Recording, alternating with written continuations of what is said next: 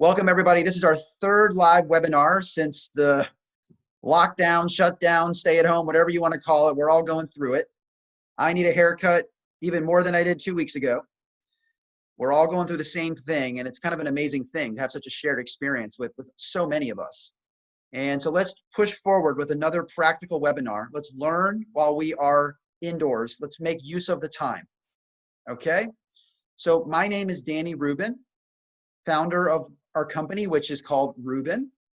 As I mentioned a minute ago, we're based in Virginia Beach. And my quick background, for those of you who have heard this, you can tune me out for 20 seconds, but it's important that people who are new understand, who am I? Where does this instruction come from? I tell students all the time, context is critical. Put it in perspective for people. So I am a former TV news journalist. I was on TV doing the news for a CBS TV station in Virginia, down here in the Virginia Beach, Norfolk area, doing all the good, bad, and ugly of local news, out there in the field, talking to people, doing stories every day, being on live television. And I left that role. I went to Washington, D.C., and I worked as a consultant to NBC News, and in particular, a show that you may have heard of called NBC's Meet the Press. It's been on TV as long as TV has been on TV. It's like the oldest running show in history. And I left that role, came back to Virginia Beach, and have worked in public relations, which is sort of like marketing and advertising. And it is a way to help clients with their messages when they are doing a media event, or they have a crisis, or they want to do a video or write a website, all the writing and communication around helping clients get their message out. So my whole career, I went to the University of Virginia undergrad, University of Maryland College Park for a master's in broadcast journalism. And since then, I have been working in the communications field and taken all of the skills and techniques that I've learned along the way and made them relevant for students to help them open their own doors through writing and speaking opportunities. So taking the best of what journalists do and making it practical and applicable to whatever career path we hope to take. Okay, so that's who I am, and that's what has formed the basis of our business and the instruction that I will show you today. Let me get things started and share my screen. Let me get the chat back up so I can see everyone's chat. Can everybody see my screen? Can I get a yes? You can see my screen. Okay, great. All right, so what I've shared with you, the first thing I want to help you understand where this instruction is coming from. And again, some of you have heard this, you're repeat visitors to the webinar, but I just have to explain to people where this information is coming from. Okay, so what you're looking at is our online program through Rubin called Emerge, where we help students to turn that corner from being teenagers to young adults and understand what it means to be professional in lots of different real life circumstances. So in this program are over 100 online exercises, which also have as a counterpart 100 printable worksheets for each online exercise. So for educators who are thinking about distance learning and equity and making sure that students can do their work whether they have internet at home or not, our material is online and offline. And we cover a range of topics. Some of you may have seen these books before, maybe at a conference, maybe I gave you a copy when we met somewhere along the way. Each book is an e-textbook in our program, and each one covers a series of templates and guides for the professional world. The first book is called Wait, How Do I Write This Email? Writing and Speaking Templates for Employability Situations. Learning how to send thank you notes, follow-ups, networking outreach, LinkedIn profiles, all kinds, internship requests, everything you have to write to open a door. The green book, Wait, How Do I Promote My Business? Writing and speaking skills for entrepreneurship for marketing. Learning to write a website, the pages of it, a press release, a fundraising pitch, a Kickstarter page, all of the writing and speaking around promoting a new business. And the third book, Writing and Speaking for Leadership. Wait, how do I lead my team? Writing and speaking skills for leadership and management. And we're going to cover some themes out of that ebook in our webinar today. Learning how to communicate down to your team, up to your supervisors, and out into the community. We also have videos, instructional videos, which I will hope to show you during our webinar, one of them today if the internet will comply. Thank you, Ashley, for that recommendation. And we also have digital badges that students can earn when they complete different sets of exercises, one being email etiquette, and we've talked about that in a previous webinar. Being able to show on your resume or portfolio an image, a badge that says to employers, look what the skills I've gained. And in our program, we have over 100 exercises that cover a wide array of professional skills for writing and speaking and leading. Learning how to put together a professional looking email, life skills like mailing an envelope, signing your name in cursive, phone etiquette like leaving a voicemail, returning a missed call, a series of exercises for employability, networking skills, resumes and cover letters, which we covered in a previous webinar, which is on our YouTube page. I encourage you to watch topics of all three of those boxes in the top row. Emailing for internships and jobs, creating and writing a LinkedIn profile, preparing in unique ways for job interviews. Then we get into business promotion, learning to find a great business concept, writing skills for sales pitches, writing website content pages, writing a press release and learning to do public relations for your student business, writing skills for fundraising, which includes Kickstarter pages and grant applications. And lastly, writing skills for leadership and speaking. And we're going to focus our efforts today in this section. Writing and speaking skills for management and managers, writing to clients effectively, project management related emails. We're going to cover one of those. Public speaking exercises, learning to write reports and summaries to your superiors and your teachers, and exercises designed for student leaders in CTSOs. Many of you are in DECA, HOSA, BPA, FCCLA, so many groups, student council, learning, and on the college level too, learning how to communicate as a leader of your group. So we're going to do a dive into some of these resources, but I wanted you to understand our program as a whole, where this content is coming from, and how it's all available online and offline in this crazy new distance learning era that we have been thrust into. So with that said, I want to hop over to a PowerPoint, and I want to mention, can everybody see this slide that says marketing and public relations? Okay. I've done separate free offers on previous webinars. I have a brand new offer, even for the folks who have visited previous webinars. If you would like, we have put together a packet of student leadership lessons. The top set of bullet points are examples drawn out of our ebook. You can see the themes we cover.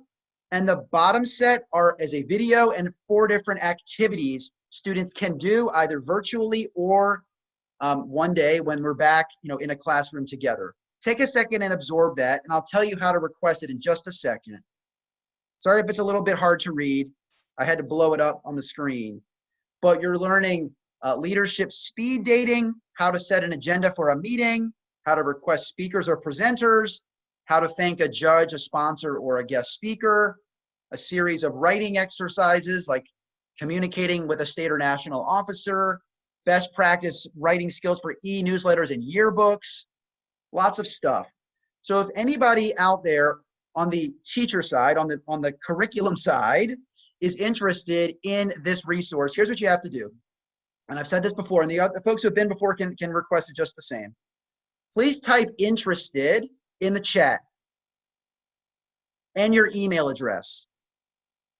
Please put your email address as well. What we'd like to do for the new folks, not the folks who have been here before because you know our material, but please type interested with your email address. We will set up a brief phone call in the coming days to help you understand this material, how to kind of walk through it, and how you would teach out of it. And then we'll provide it to you, and you can use these resources for the remainder of the school year, into the summer, even into the fall. So please just take a second, interested in your email address. And I also want to add, if anybody doesn't mind a 5-minute call on a weekend, please make a note of that and say weekend is okay. We won't do it on a weekend if you don't want it, but if that's okay, it helps to make sure we reach everybody, in a decent amount of time. So if the weekend is okay, just say weekend okay. If not, no sweat. Okay. Again, well, you're very welcome, Mary Lynn, and thanks for being here. It's all about giving resources right now. Useful stuff.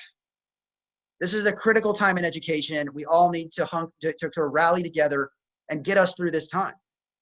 Thank you, everybody who's typed interested. You can keep it going. I really appreciate your interest, and we will be in touch with this material in the coming days. So keep an eye on your email in the coming days for this material. Also, I want to tease this out. You get an early bird notice on this. We're doing another webinar, and this one's going to be the real deal. The 5 communication skills every distance learning student must have. Yeah, Jennifer, don't worry about a 5-minute call. If you've already spoken to us, we don't need to do it again. Everybody make a note of this right now. Thursday, May 7th, same time, same bat time, same bat channel as the expression goes. No student on that this webinar understands that reference at all. So we are going to go deep into helping students communicate from home. Phone etiquette, video conference etiquette. Put it on your calendar, mark it right now, and we'll have a link to register coming very soon. But I want to tell you while we're here that it's coming. In 2 weeks' time, this will be a really good one. It could not be more relevant for where we are in all of our circumstances right now. All right. So yes, Mary Jo, no worries. I'll just send you the leadership material. I know you've already spoken to us about our previous resources. Okay. So what are we going to do today? We're going to cover 5 things. We're going to attempt to. We're going to move fast. We're going to cover capitalization and the use of I, okay, which is something that I already mentioned a little bit earlier for the folks that came a few minutes early about the use of I. Okay, we're going to cover some themes that are not so obvious for leadership, but we have to learn that writing and speaking are essential for being a leader, making people respect us, using our words the right way. We're going to learn why we should avoid giant paragraphs in emails or documents. Then we're going to focus on 2 different email scenarios, how to assign roles to team members in an email in a clear, logical way. And we're also going to learn how to provide constructive criticism in a way that is honest and authentic and genuine and will not create a difficult relationship. And then lastly, we're going to teach and talk about how to look for the person in the corner. A leader should always be looking out for people who need to be part of the conversation. And if the internet plays nicely, I'll show you a video of what I mean. All right. So this is what we're going to cover. Let me go back to my slides. And I also want to mention that in our program, because we're going to use it here, we have an accessibility tool that allows us to darken the screen and just highlight the parts that we want to show, helping everybody focus. The first thing we're going to cover is capitalization. You say, what are you doing talking about capitalization? I'm here for a leadership webinar. Let me tell you right now, this is not a 45-minute motivational speech, okay? You want a motivational speech, you can go on YouTube or TED Talks and find a million of them. What we do here at Rubin is we are practical. We get into the work. We learn how to improve even a single word of our message, because that single word could make all the difference. We live in the, as the expression goes, the nitty gritty, because that's where opportunities lie. And that's what we're going to do today. This is not a big lecture telling you that you're going to reach for the stars, because I want to help you communicate as you go out and do great things. Okay, so that's what we do differently, is we live in the details. So let's talk about capitalization. Okay, and I want to show you a sentence. Can everybody see this? I'm so excited to begin my new job on Monday. I will be the regional manager at Acme Corporation and oversee 2 district offices. Can't wait. Look at that sentence very carefully. There are only 3 words outside of the first word of the sentence. So don't worry about the first word of the sentence. There are only 3 words in this sentence that should actually be capitalized. Can anybody go to the chat and take a guess which 3 words alone should be capitalized? I told you we're making this a lesson. This is not a lecture. Monday, correct. And what are the other 2 words that should be capitalized. That's it. Monday and Acme Corporation. Thank you. Caroline got there first. And I would love, please, for students too, take a shot at these answers. I really want to hear from students. I want this lesson to stick for them. Now let's go and explain why just those 2 words, okay? Or those 3 words. Let's break it down. The word excited. We do not capitalize words that are based on emotion. Even though it's a big deal to us, we don't capitalize adjectives and feelings. New job, again, we don't capitalize a new job. It's not a proper noun. And even the job itself would be lowercase too. We don't capitalize a word like new job. Regional manager. Here is something that we often forget or may not know. Your job title, even in a leadership role as a student, is not capitalized unless it precedes your name. Listen, look at here. Regional manager Alan Moore versus Alan Moore, a regional manager. I want you to hold tight to this lesson right here. Every time you write your title out, it is lowercase unless it comes before your name. District offices. We only capitalize if it's a proper name of a building, like the Helen Summers Regional Multiplex.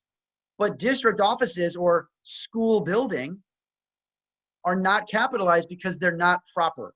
And lastly, can't wait. I think you understand what I would say to that.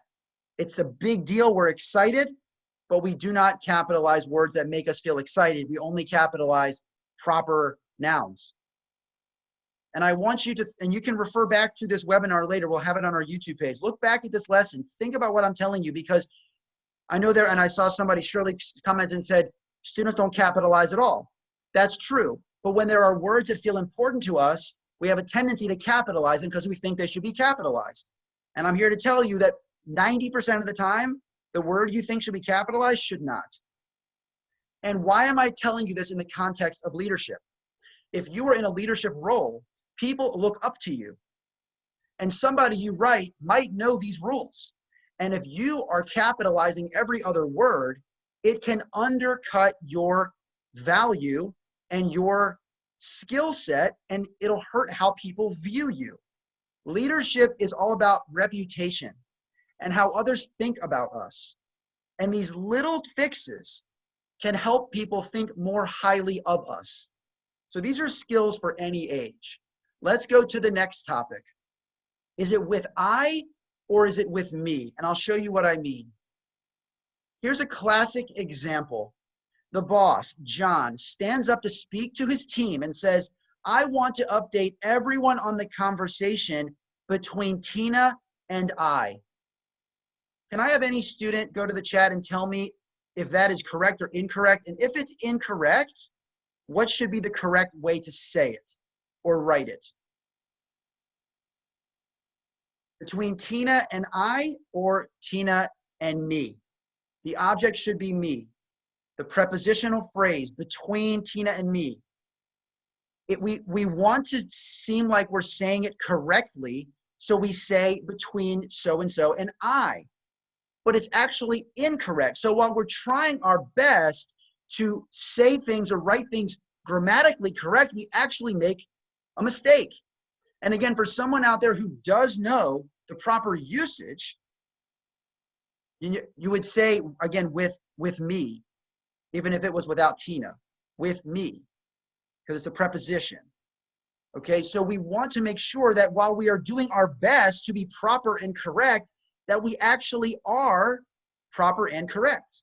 So great job to the students who have commented here and chimed in, because you're learning real lessons here. These are real life skills.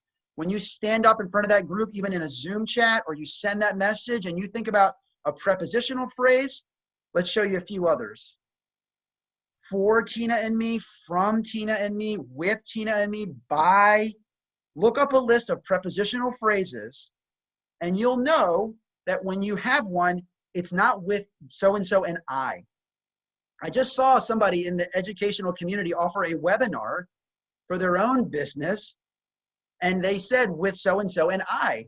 And they sent it to who knows how many people, and I look at it like, ugh, that's not a good look. Because you want to be seen as a leader in your community, in your school, in your class. And these little fixes will help you be that much stronger and more capable. And it'll make you more presentable when you start sending off applications for opportunities. Okay? Yes, that's right. You know, we've overcorrected and we don't know the proper use, but it's a prepositional phrase. And you have to kind of stop yourself and say, wait, is this correct? Feel free to Google it if you're having any doubts. But I wanted to start off our webinar, and we're already 20 minutes in, with some quick hit grammar lessons. Some writing skills we don't often think about because they're sort of rooted in the real world. They're not necessarily like an English lesson. They are English lessons, but they're just different. Okay, so let's hop over to our next topic, keep things moving. And we want to talk about letting the words breathe. Let me go back up and get my little accessibility tool and come back down. Okay, what do I mean by let the words breathe? Can anybody type and say, like raise your hand or say yes, if you've ever received an email where the entire message was just one big blocky paragraph? Everything the person wanted to say was in one paragraph. Okay, and remember, for those of you who are just joining us or joined a little after the fact, please switch your chat settings to all panelists and attendees so we can see. Now, let me ask you another question. Students too, when you get an email that's one giant paragraph, what is your first reaction? Do you roll your eyes or are you like, I do not want to read this. I don't even care what it says. I don't have the energy for this. I don't want to deal with, yeah, that's right, TLDR. Too long, don't read. I don't want to read this, right? So what I want to show you is a simple little mental exercise where I'm going to show you a giant blocky paragraph and then we do something special to it right after we read it, okay? Here's what happens when you write a long email. At first, the reader is with you and can follow each word without much strain. A few sentences, no big deal. Then as you continue, the tune changes. The paragraph grows longer and the reader begins to think, okay, this is getting to be a bit much. Still, the paragraph keeps going and becomes not only cumbersome, but also problematic. Nowadays, we communicate in tweets and texts, and the mere sight of a big chunk of words makes us groan and wonder, do I really need to read the entire thing? Ugh. We feel transported back to sophomore year of college in 19th century British literature, the class in which with such dense reading you want to pull the eyes from your head. We almost never make it to the last line, which means we don't follow the writer from start to finish. That's a shame because the last line contains the most important advice. People will read every sentence if the words have room to breathe. That was rough, right? That was hard to even follow me just now. I didn't even like reading that. Now let me show you what we're going to do, okay? I'm going to show you something. It's the exact same paragraph, but this time we broke up the sentences and sections with spaces. Watch this. Here's what happens when you write a big email. At first, the reader is with you. You can follow each word without much strain. A few sentences, no big deal. Then, as you continue, the tune changes. The paragraph grows longer. The reader begins to think, okay, this is getting to be a bit much. Still, the paragraph keeps going. Dot, dot, dot, dot, dot. You see where I'm getting, right? It's so much easier to read even the same information if we break it up into short sections. My advice to you, educators and students, no section should be longer than 3 sentences. You hit 3 sentences, new line. If you break up your message, it will make it easier to read and the person will actually read it faster and be more likely to read it at all. We do not want to be leaders of any size organization or club. And Jennifer said, this is just for emails, right? Well, yes and no. This is not necessarily just for emails. This is designed for as an email lesson right here. But I would also think hard about dropping huge paragraphs into reports and presentations. People just do not have the patience to read a giant section, but they will read it if you break it up. It's kind of a funny thing. It's almost like a psychology experiment that they will get to the end because you made it easier to absorb. And again, we're coming back to leadership. Why are we talking about this in the context of leadership? Because leaders have to communicate effectively and they cannot throw huge chunks of text at people. It's an ineffective leadership strategy because your message will be lost. All right, so I wanted to hit on those 3 sort of writing and composition ideas because a huge part of what we do is we focus on these things that are often left off the table. And it's these little fixes that make huge impact on our leadership ability and on opportunities that we go after as a leader, as a student, as an educator, okay? So let's go to the next topic. Now let's get into an actual email scenario. And let's talk about strategy behind sending a critical email. Let me go back to my little tool, keep us focused. How to assign roles and responsibilities. A classic leadership email. You have to tell people on your team to do certain things. And right now it's even more difficult because we cannot meet in person and we have to give out tasks from a distance through a Zoom, through a phone call, but oftentimes through an email. How do we make our email clear and concise and logical so we look great as a leader and the work gets done? Okay, let's go right to the subject line. We're very clear in our subject line, assigning tasks for, and then the name of the project. We talked in previous webinars, proper nouns, specifics, details, put them in your subject line. It makes people they will command attention more quickly. They will focus the message because there's a specific word, much better than just saying assigning tasks or next steps. If you put the alpha project, it will catch their eye. Now, we'll set up the discussion. As we move ahead with the alpha project, I need all of us to take on different roles to make sure everything stays on track, okay? Then we're gonna say first what we intend to do. Leaders should always lead with their own efforts first, right? You do the work right alongside the team. You're in the fight with everyone. You're not just giving tasks and sitting back. I will kick off conversations with the top brass or the leadership of Alpha. We have an introductory video conference on Tuesday at 11 a.m. Okay, then here's the key. You're talking down to your team to give roles. You're going to highlight or bold or even put their name in yellow, put their name with their action item. Damien, manage the research component and report back to us on the survey findings by July 12th. Jess, be the front-facing team member to the Alpha folks. Please schedule an initial meeting for sometime next week. And on we go. We are going to call people out by name, put their name in bold or even highlight so they cannot miss what you have asked them to do. We never want to send an email and then a week later you say, hey, have you done the job yet? And they say, oh, I never saw you ask me to do it. I'm sure everybody who's in a leadership role, especially the teachers, can attest to the fact that messages get lost, emails get lost, tasks get caught up in a million other messages, and we don't always see what we're supposed to do.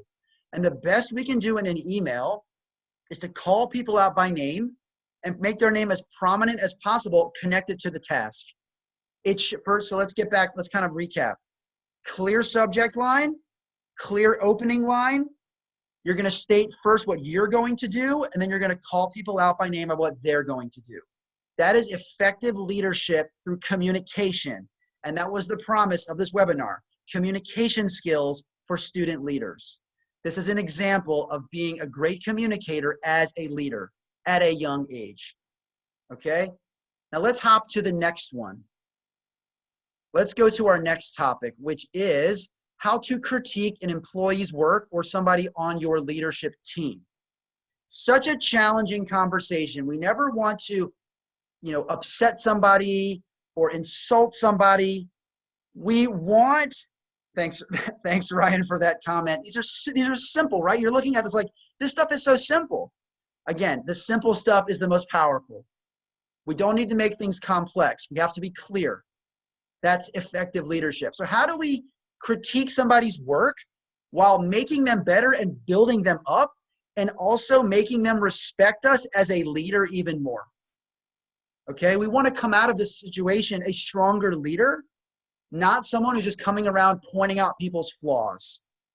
The leader should be helping people improve, but not in a way that's mean-spirited. So let's look at it. Again, we always want to show students what it could look like.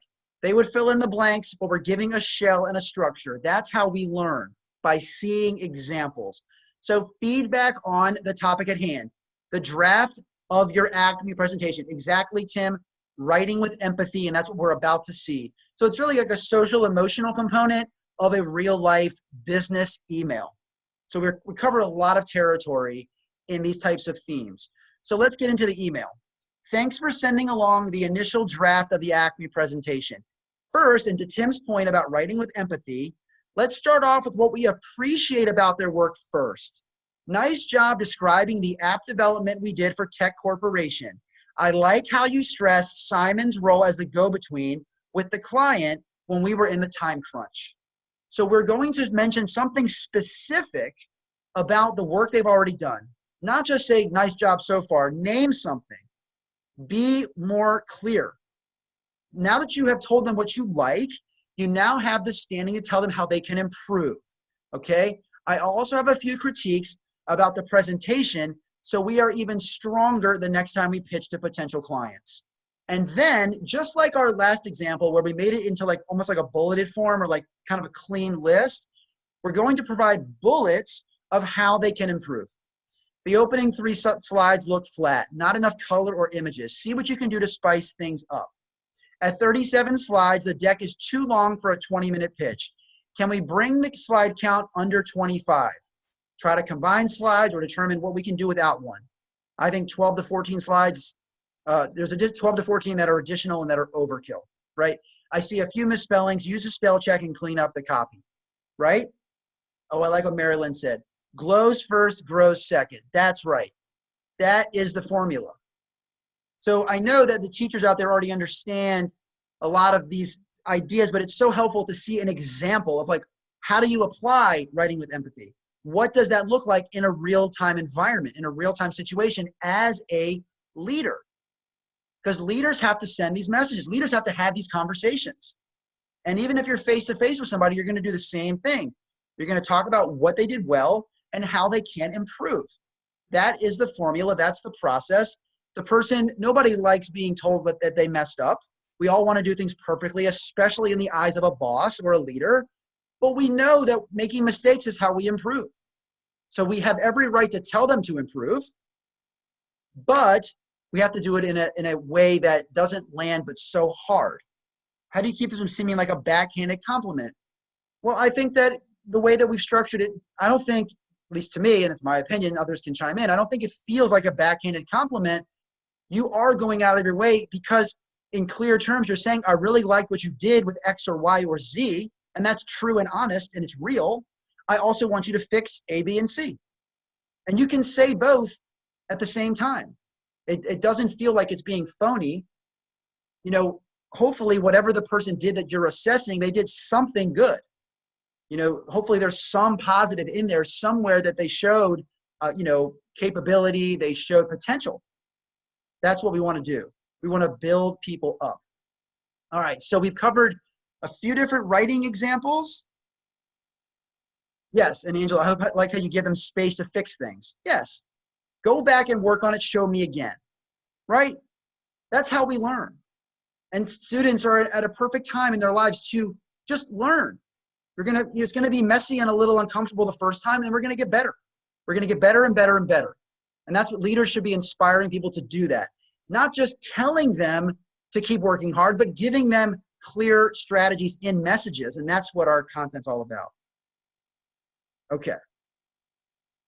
That's right. If you're sincere, it will come through. We can all sense authentic and inauthentic very quickly. We talked about that with cover letters in the previous webinar.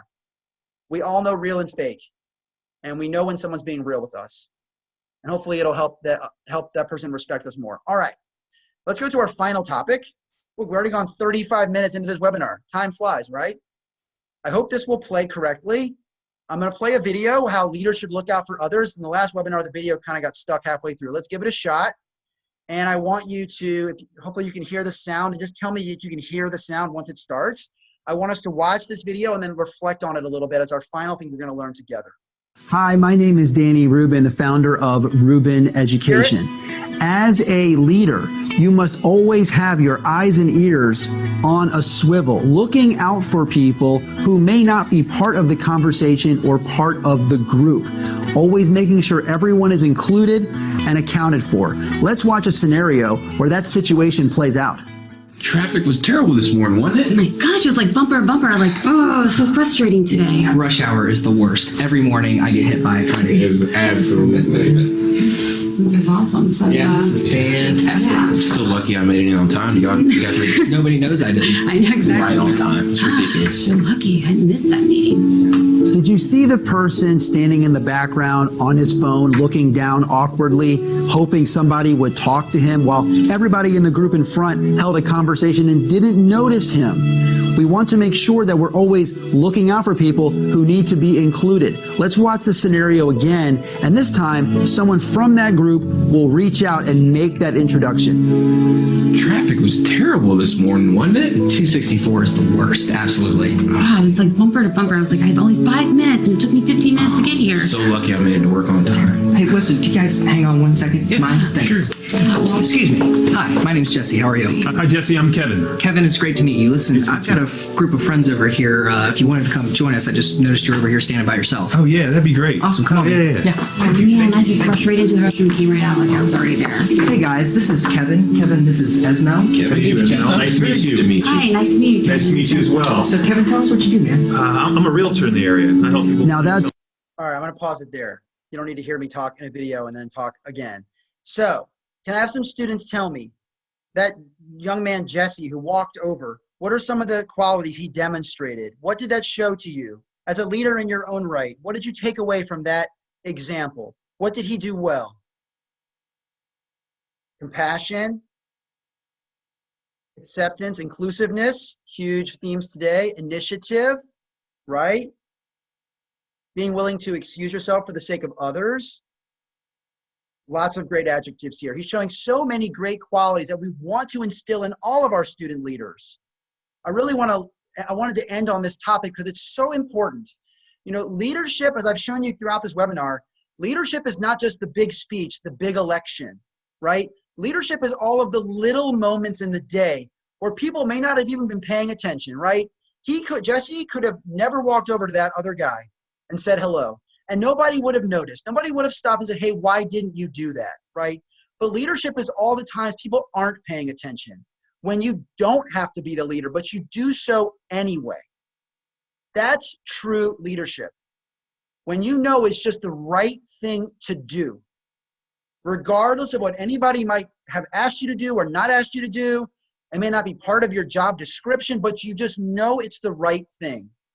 And the best way to build up your team and make others feel part of your mission and your purpose is to make sure they have a seat at the table and a voice at that table. And as a leader, that is your number one job. Because I promise you, if you're thinking about your own role right now, even in a Zoom chat with a bunch of students, imagine there's one student who's not talking. And you say, you know what? I want to make sure so-and-so has a chance to talk. And you bring them into that conversation. One, that person feels more accepted and included. And two, that person will respect you for a long, long time because you proved and demonstrated leadership at the precise moment you needed to. And you took control of the situation and you showed why you are the one who's in charge. You're the one they picked to be in charge, and it's for a good reason. And I just said, you know, Tim, good question, switching gears with COVID-19. We take this same concept and we apply it in our virtual environments, on our phone calls, even in our email chains. If we know that there is someone who should be included in the discussion who has not been asked or tapped or approached, we need to go out of our way to bring them in whatever environment we find ourselves. These skills matter wherever we are in our days, in our circumstances, at home, at school, at a competition, anywhere we are. Leaders need to have their heads on a swivel at all times and be thinking about others as much or more than we even think about ourselves. All people need to be, that's right, seen, right? And so it's great to talk about these themes and stress them to students, and it's even better to see examples so students can practice when the moment arises. And that's what I hoped to make clear with this video, is to see an example. So now you know. And again, this webinar will be on YouTube. And I want to say this is one of the instructional videos from our broader online platform. We have dozens of videos showing right and wrong and good behavior, bad behavior. And this is an example I plucked out to show you for leadership skills, how to conduct yourself. All right, we've hit 1:10. I always want to keep us on time. I want to go back one more time to the slide I showed and at the beginning. For those who have joined a little bit late, we have a student leadership lesson plan. If you are interested in this material to be emailed to you next week, a variety of writing skill exercises for leaders and some activities around leadership, and also that video of looking for the person in the corner. We'll provide that too. Please type interested in the chat with your email address, and we will provide that to you. Just write interested with your email address. The goal is a brief phone call next week or in the coming days to help you make sense of the content. You can run off with it, do whatever you need to do. And for those of you who don't mind talking on a Saturday or Sunday, because let's be honest, do days have any meaning anymore to any of us? Every day just feels like another day. So if you're okay with a weekend call, put weekend along with your name and email, and we will be in touch to give you this leadership lesson plan, which is 6 to 8 hours of content that students can do to keep themselves busy. So for those who joined late, please, interested, your email, your name and email, or just the word interested, your email, and if weekends are okay, put weekend. Otherwise, we'll talk on a weekday. And I also, for the folks who also didn't hear this the first time, we have another webinar coming your way in 2 weeks. The 5 communication skills every distance learning student must have. I mean, this one's going right down the middle. Learning phone etiquette, email etiquette, video conferencing etiquette. Every single student and person and human in the world needs to know how to conduct themselves from their computer, from their house right now. And we're going to do that together on May the 7th, 12:30 Eastern, 9:30 Pacific. And we'll have the link to that coming in a few days over email, but put it on your calendar now. Just mark it off now. Save that time. Really want you to be part of that conversation. All right, so let me hop back out of my share. And let's come back to our final few minutes. I want to do a Q&A. We can go a little past the 1:15, 10:15, whatever time it is for you. And just let's have a bit of a Q&A session. Whatever topics students have, teachers have around leadership, communication, writing and speaking, whatever you have, let's talk about it before we depart and head back into our worlds and our houses. So, and I don't know, Christine, if you caught a few questions along the way that I missed, feel free to share them with me, or I'll just look in the chat and see what I can find. Oh, there's one. Do you have recommendations for inclusion in group meetings where the topic seems to derail? Like conveying you value their opinion, but somehow bringing them back together. If you mean where a person chimes in, but they're a little bit off topic, you have the right after enough time to start to kind of bring them back in and say, thank you for that comment, and sort of take control again of the conversation. One of the biggest things I've learned being like an MC of events with a microphone, you never want to give the microphone to somebody else. You want to hold that microphone, because once you give it to them, they might take it and start talking and you never get it back. You need to sort of in your head, hold that microphone. You're running that meeting. They can talk, they can say what they need to say, but they don't get to talk forever. You got to pull them back. You have the right to do that, to control the message and keep everybody on time. There was a good question from Eli, and he shared it again. I appreciate it. Often leading close peers, tensions can be even more challenging when giving constructive criticism. Any advice on how to walk the line between being genuine but separating from being a friend and a leader? Well, this is the age-old question, right? You say your boss is your boss, not your friend. And it can be challenging at any level to create that separation, right? You'll have to, in your own way, say, we can be friends, we can hang out, but in this capacity, I am running the show. And there are certain expectations that I expect from you or from anybody doing tasks. I'm going to work hard. You're going to work hard. I need you, even as my friend, to respect me and respect the roles we've all chosen in this group. And if you put that up front, hopefully your friend will understand. Maybe it takes a couple times to remind, but you have every right to say that, to say, I'm your friend, we can hang out, but we have to get some business done too, and I need you on my team. And I think it's certainly safe to say that, and there's nothing wrong with saying that. And again, to somebody, I think it was Tim or someone else's comment, if you're sincere, then hopefully people will feel that, and they won't roll their eyes and be like, oh, look at this person on a power trip. No, you're just trying to help get the job done. because you've all been given tasks and you got to see them through. Are there any other questions? I can scroll back through that I may have missed. Any There was personal- just one about favorite books or publications to help create actions of leadership in real life. Let's see. I always like to recommend blogs. I think there's a lot of good stuff out there on the web. I think there's a really good blog that sort of speaks to like young adults and like becoming a young professional, and it's called The Muse, M-U-S-E. And Christine, if you want to type that into people, The Muse. And there's a lot of really good, very actionable, practical advice for leadership, for communication, for the job search. And they really speak to a young person's experience. So I encourage you to check out The Muse. It's been a good resource for me to check on over the years. And I think that would help you. There's so many books on leadership. And as you've heard in my themes, I'm not going to, put down any leadership books. They all have merit and purpose. I just always go into a direction where I'm like, let's actually practice skills. Let's learn together. Let's like learn a skill. Let's act something out. And I don't spend a lot of time reading books on leadership theory as much as I do spend time reading and following people and practicing in sort of leadership in action. That's what I'm drawn to, because we can talk about what it means to be a leader all the time, but then we're not going to learn it till we do it. And so I really value The Muse in particular.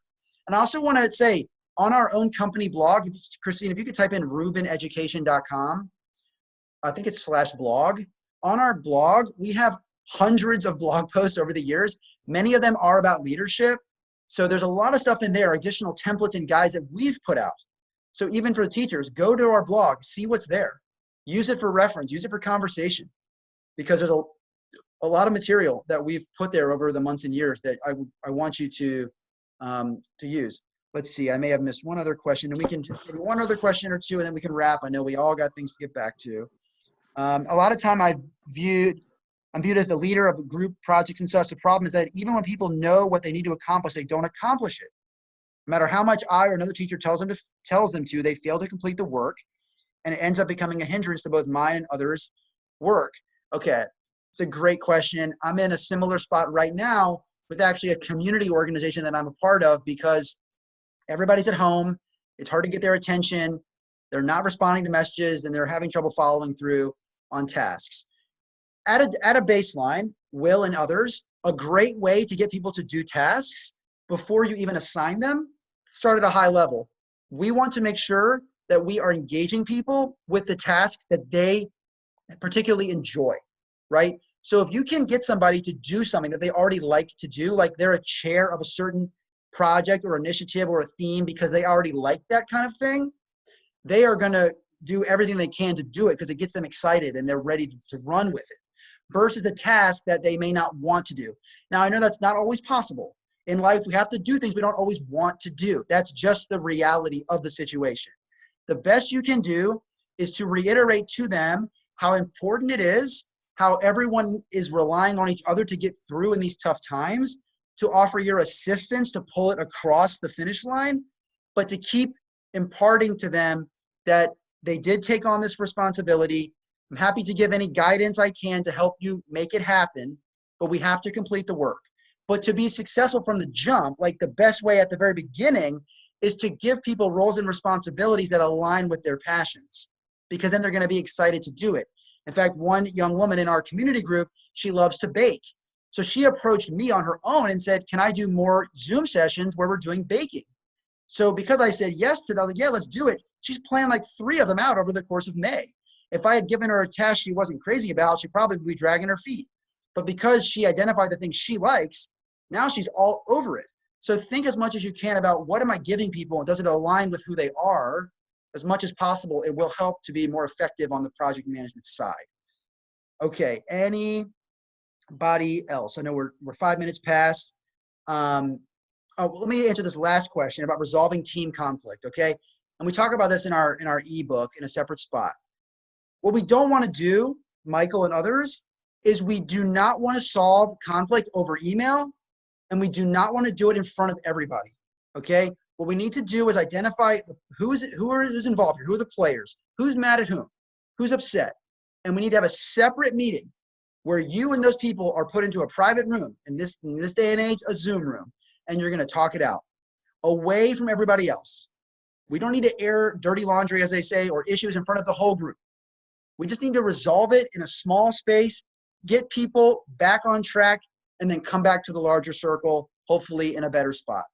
Don't do conflict resolution over email. Don't do it in front of other people. Do it with the people who matter, and do it in a private setting. That's what leaders do. They don't put it out to the whole world because it's awkward and it's unprofessional. So there's a way to do it that will respect everybody involved and help us get back to the task at hand. All right, we are 6 minutes past. I appreciate everyone's time. Again, one last offer. If you missed it, if you would like our student leadership lesson plan materials, type interested in the chat with your email address, and we'll shoot that out to you. Thank you everyone for your time. Please join us in 2 weeks for our webinar on distance learning communication skills. I mean, how much more relevant could we be than hitting on those topics? Reach out with questions in the meantime. I appreciate all of you for being here, and have a great rest of your Thursday, Friday, and into your weekend. Thank you, everyone. Oh, and Christine, if you're actually, we'll share the YouTube link to our YouTube page in a follow-up email. We'll get it to you that way, everybody. Thank you again.